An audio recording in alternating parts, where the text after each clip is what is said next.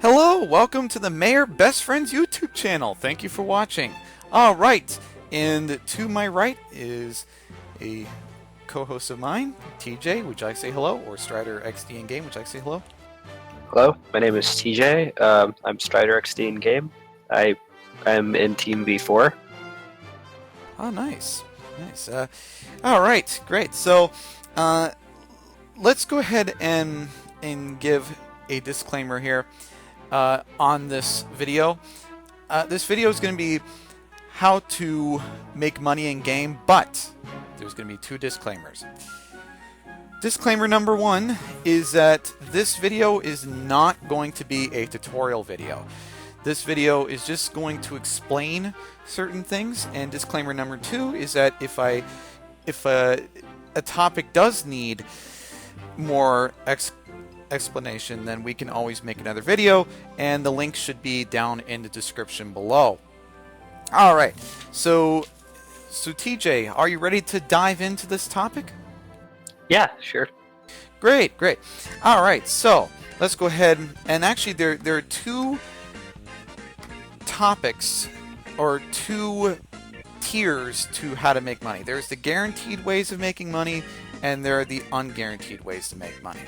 So, the guaranteed ways to make money, let's go ahead and dive into that, shall we? Way number one is to start up a service. So, EV training, breeding, etc. And this person has given me permission to use her trade post on the trade corner section of the forums. So you can put up your services and your fee, and if you disagree with these prices, you can start your own service, and you can maybe price it a little higher or price it a little lower, and you can be a PokeMMO entrepreneur. TJ, would you like to add anything to that? Being a competitive player, and if you want to make if whatever you're selling stand out, it's a good idea to have a shop on the forums. That definitely would help you sell whatever you're selling, whether it be a product or a service, easier. Right, right. And and like I said, and you don't even have to sell any comps. You can just sell your time, breeding or EV training, because there are a lot of people in the competitive circles that just don't want to deal with the extra hassle in a comp. So there's some people who just give Pokemon that are un-EV'd to someone, and that someone would EV train. How do I know this? Because I used to EV train myself, and I know a lot of people from the competitive circles because of my EV training services back in 2014. He did quite a lot of Pokemon for me. He did EV training as well as leveling for me back in the day. Yeah, I EV trained, and I'm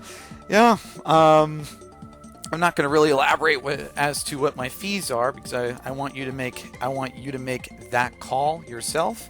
But yeah, if you feel like that they want to EV train other people's Pokemon, feel free to post in the trade corner, or you can even advertise in the trade chat. The trade chat's a purple place, so let's go ahead and right here. So you could advertise, "I'm EV training for people," and then you can cite your fees over here. So there we go. Although the trade chat in game may not give you enough syllables to elaborate on your services, but that should do the trick there. All right. So there we go, and yeah, let's go ahead and talk about number two of our ways to earn money guaranteed. So payday grinding. Now, payday grinding. So you have a wild Pokemon, and you payday that Pokemon. Now, how much money are you going to earn? That level of the Pokemon times 10. So if I'm battling against a level 20 coughing, for example, and if I were to payday it, then I can get 200 Pokeyen right there. Just as a note, you cannot payday 2 or 3 times and get more money. It's just a set amount. Payday once, and you get the money after the battle. But you have to knock out the Pokemon, or you have to catch the Pokemon. So there we go. And also battling NPCs. You can battle NPCs in Kanto. And I think the reset is every 6 hours, right? Every 6 hours at the time you talk to the NPC, TJ? Yep, 6 hours. Yep. So talk to an NPC every 6 hours. People used to do a lot of what's called island runs, where they would go to Island 5, Island 6, and Island 7 to battle NPCs. It would be helpful if you can carry around an amulet coin, because the moment that they have an amulet coin, you get a bump in your paycheck after the battle. So there you go. Also, gym rematches. You can rematch gyms. Actually, my studio is actually in a gym, so I can chat with her if I want to. The reset for gym battles is 18 hours. Right, TJ? Isn't it 18 hours? Exactly. Yep, 18 hours. Yeah, you can, but you have to beat up the Elite Four first. You have to defeat the Elite Four of that region in order to rebattle the gyms. And then if you want to encounter the Elite Four themselves, then you can battle the Elite Four, and you get an extra perk. So after you defeat the Elite Four, you could get money, more money than you would after one gym battle, and on top of that, you get battle points, and that's going to be a pretty cool video. Yes, I do plan to do a video about battling NPCs, gym rematches, and Elite Four battles on the get-go, so you don't even have to suggest it. All right. So number 6 is going to be item hunting. So if you hunt for Everstones or shards, people typically need them. Hunt for items that people need to use. So Everstones, people love using them to breed. So you can hunt for Everstones. I can mention some spots in another video. Shards, you can hunt for red shards, blue shards, yellow shards, and green shards, and they're all good for shard move tutors in Kanto. And just recently, and TJ, I'm sure he agrees with this. Recently, if you are hunting for items, you could hunt for things like twisted spoons and for other items that boost up a certain type. Why? Because the developers recently implemented the gem mechanic. So that means if you have a certain amount of mystery gems and a certain amount of this said item, then you get to convert it into a gem. And now what's so special about this gem? Well, this gem you can sell on the global trade link. And what's so special about these gems? In battle, you can only use them once, but they pack an enormous punch with a Pokemon's moves. TJ, you're a competitive player. You know the power of gems, I assume. Yeah, gems boost specific types of moves, so they're pretty useful in the competitive scene. And farming a lot of these gems and selling them on GTL is a good way to make money. Right. And I just want to show you an example here. So if you type in gem, you get all these gems, right? A poison gem, dark gem, water gem, but they're a consumable item, so you can only use them once. So it's kind of like berries, like the Salac berry and lychee berry and so on and so forth. All right, and also farming. Okay, farming. I mentioned berries. You can actually farm for berries, so you can farm for berries that people use. I use EV reducing berries, for example. So you can farm for Houndew berries and for all the EV training reducing berries I can mention. If you all are interested in a self-help video about EV training, I could probably do that in the future, but I don't. Farming berries is a good one. But story time. I used to try to farm berries, but you got to be very consistent at picking them up on time. Because if you don't, you're going to end up wasting a lot of money on seeds and other resources, and they're going to dry out, and you're going to lose all your money. So you got to be very consistent in watering your plants and picking up your berries. Right, right, and you want to make sure that you can schedule your time around the berries, and berry farmers have been doing that in game, where they actually schedule their real life time around the berry farming.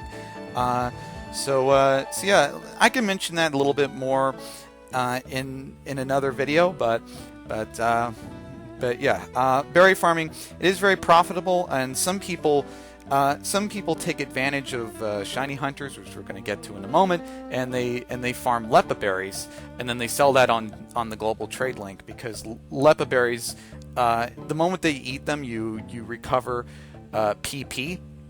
So there you go. So yeah, we can mention shiny hunters in a little bit. Number 8, battle point farming. I don't really want to go into much detail here, but I'm just going to explain what it is. So there are ways to get battle points, and the more battle points you have, the more of an opportunity you have to buy prizes. TJ, aren't there some special moves you could learn using battle points? Yep. You can. Some moves like Volt Tackle and Surf on Pikachu are only accessible by battle points. But people farm a lot of battle points by battling on ranked or unranked matchmaking, and then sell the service of move tutoring these moves to people. Right. Yeah. So, and how do you know what moves are going to be for battle points? If you scroll all the way down, if you see special, if you see the word special beside the move, that means that this is a battle point move. So Blastoise can learn Zap Cannon if you have enough battle points. I don't really want to elaborate as to all the ways to get battle points, but because it's a completely separate video.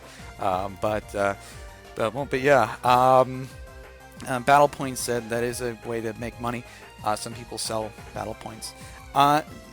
Thing number 9 is catching breeders. So if you're out there in the wild, and if you have about 200 Pokeyen and you have one Pokeball, you could catch a Pokemon that could be a good breeder. So you can catch something maybe with kind of good IVs, and then put it up on the global trade link, right, TJ? Yeah, that used to be the only way of making money earlier on in the game, but with the advent of breeding, people have been able to get a lot of untrained Pokemon and breeders, so catching what?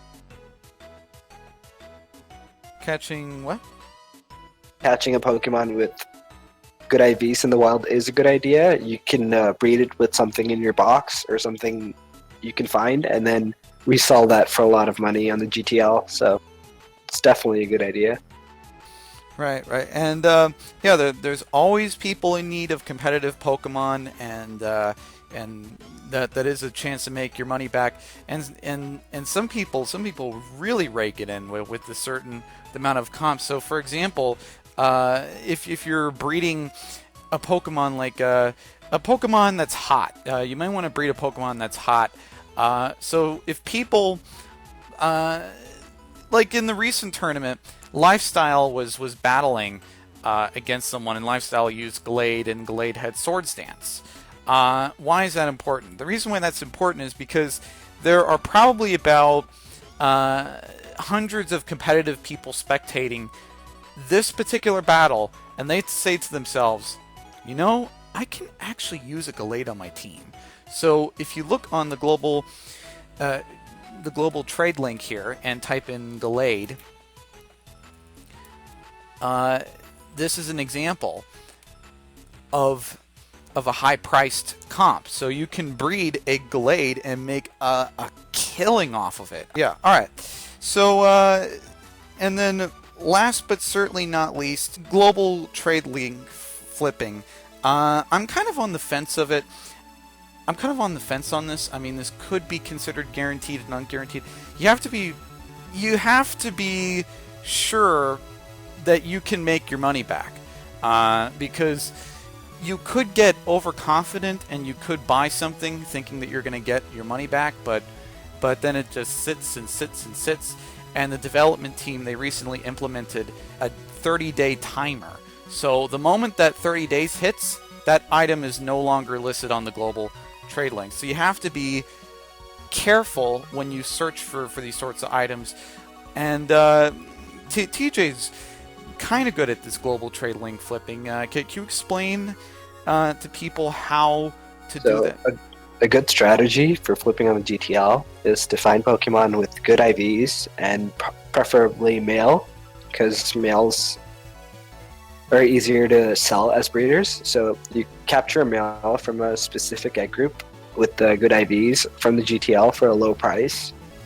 You can input these via the GTL inputs, and you input the IVs. And once you get this Pokemon, you keep it for a while. Then you resell it with a higher price. So this buying and selling constantly of these untrained Pokemon could net you a lot of money. A good trader friend of mine, Yetodai, has made over, I think, 20 million by just flipping off GTL. Wow.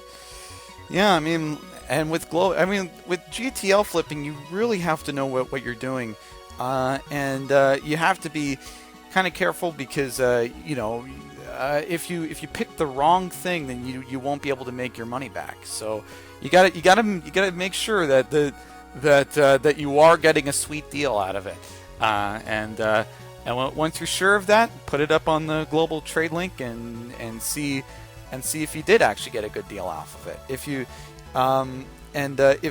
if the listing ended, then that means you made your money, and yeah, it's a pretty intense. All right, so there we go. If you want a video on that, we can describe global trade link tactics a little better in another video, but this is kind of a explanatory video.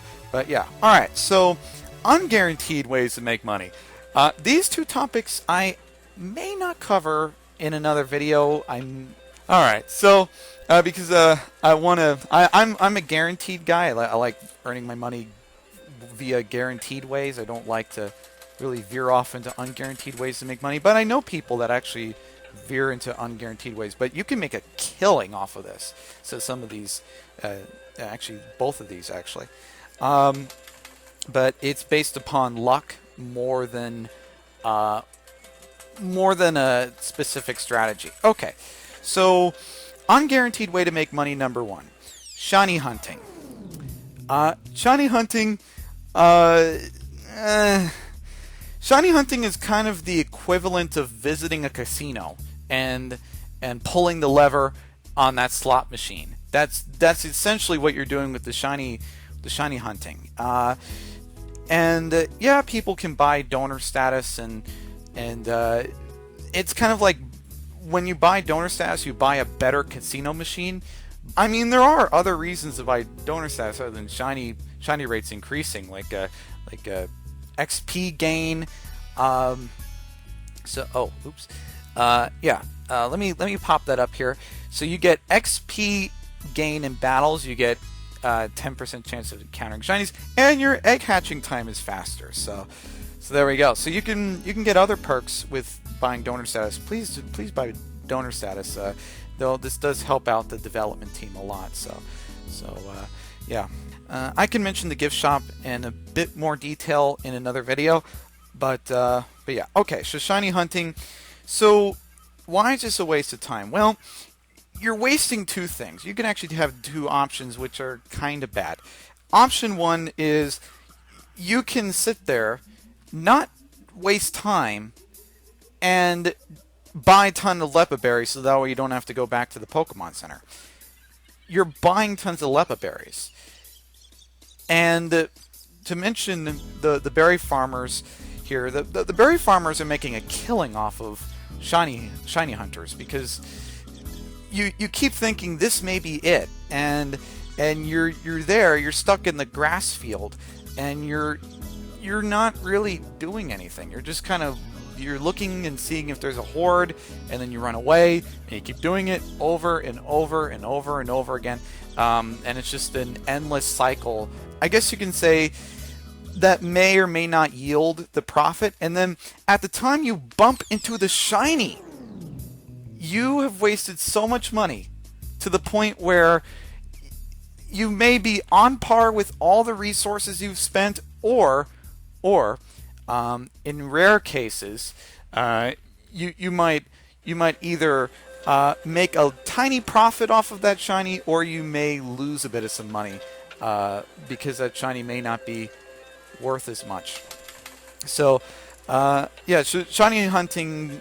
I'm not going to encourage it, but I can tell you how I bumped into my shiny. Now it's time for me to do story time here. So I used to, I'm in, I EV train for attack, and I was just listening to a lecture by an economist on YouTube while I was just kind of doing EV training, and I bump into this shiny Carvanha, and I catch it, and I didn't even have to battle. I just chucked an Ultra Ball, and it's in my PC.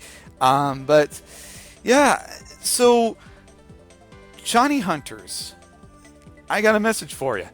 If you want to search for shinies, do it while you're doing something else. TJ, did I phrase that correctly?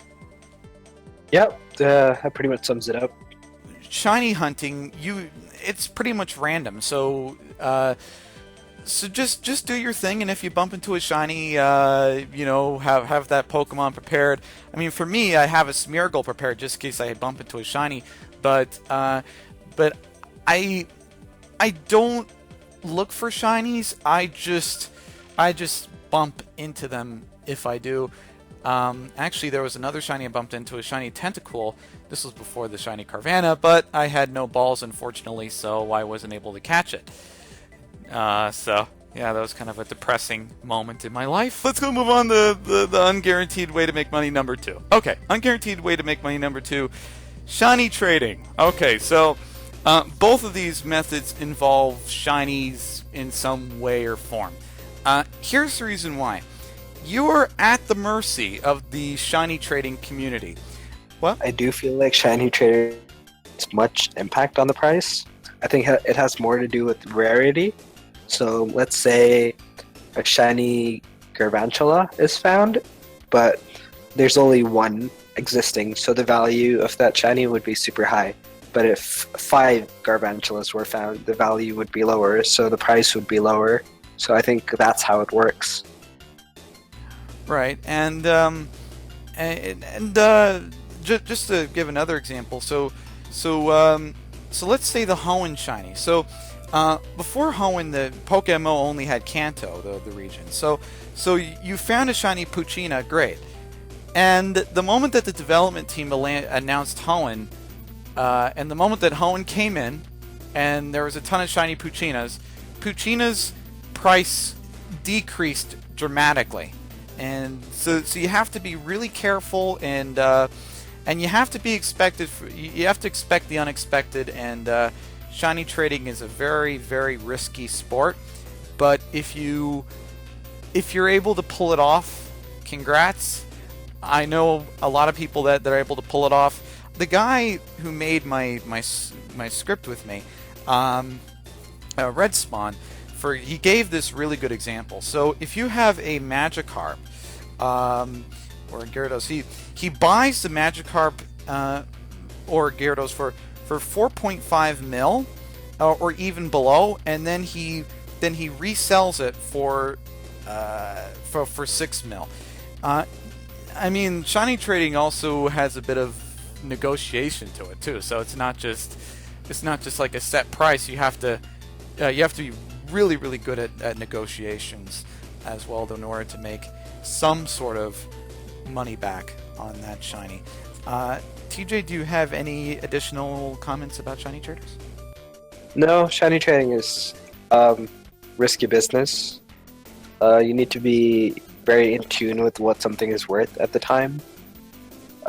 You need to have a head start on competition and have a lot of hours invested in the game. Right, right, and you know, I mean, and if you're able to pull it off, congratulations. You made yourself a lot of money, but I mean, shiny hunting and shiny trading, you could make a killing, but it's unguaranteed. There you go. Those are the two unguaranteed ways to make money. I'm probably not going to make a video about these topics because they're very very risky, and I want to make videos about guaranteed ways to make money. So there we go. Okay, so this video has come to a close, unfortunately. TJ, the time flew fast, didn't it? Oh yeah, definitely. It was fun doing this again. It's been 2 years since I was in a video with you. Yeah. Need to get back to winning PSL again for the second time, so that's going pretty well. PokeMMO Super League, if you're interested, try it out. It's a good experience. Right. Yeah, and you know, for any of you that may not be familiar, Strider XD, he worked with me back on the Roy Rogers Inc., the YouTube channel. This is Mayor Best Friends. Just to, also another full disclosure here, Roy Rogers Inc. and the mayorship are completely unrelated. This is a public position, so I want to treat it as such. Roy Rogers Inc. is a private, I guess you could say a private company for PokeMMO that doesn't garner any profits. So yeah, that's just another disclaimer here. All right, so let's go ahead and sign off. Anyways, this is the Mayor Best Friends YouTube channel. Thank you so much, TJ, for co-hosting with me. No problem. Pleasure working with you. Great, no problem. Yeah, don't forget to comment or subscribe to my channel, like or dislike the content that you see here. And this is the Mayor Best Friends YouTube channel signing off. PokeMMO Mayor at your service.